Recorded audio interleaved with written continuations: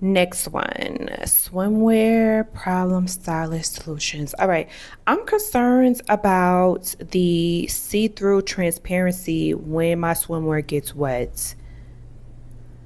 Ooh.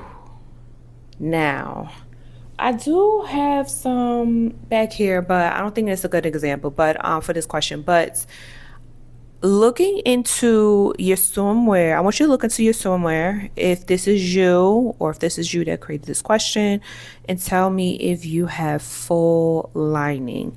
That is something that needs to be noted and investigated as far as that. When you don't have lining, especially when it's like light colors like white, tan, yellow, any type of pastel colors, that water will definitely just, it's like a white t-shirt. You're going to see all of your goods. What's the question? Yeah, definitely investigate the fully lined, if you're somewhere is fully lined, because if it's not, you can add it. Again, you could take that extra step by buying it and then taking it to the seamstress or tailor. Just ask them if that is what their specialty is.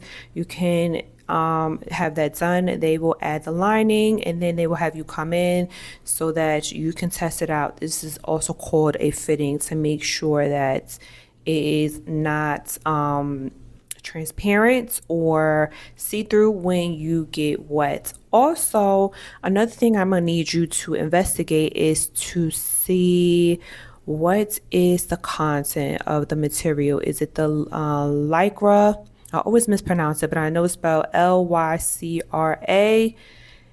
What is the content of that? Is it 20%? Is it 30%? Or is it spandex? Those are two very notable content for the material for swimwear. If you have anything else,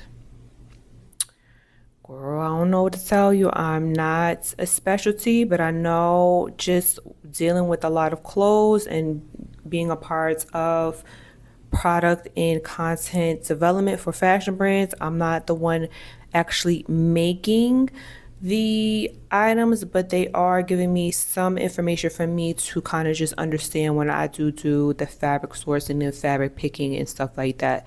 But so yeah, those are two things I'm going to tell you to definitely investigate. So that is my solution, a personal style solution.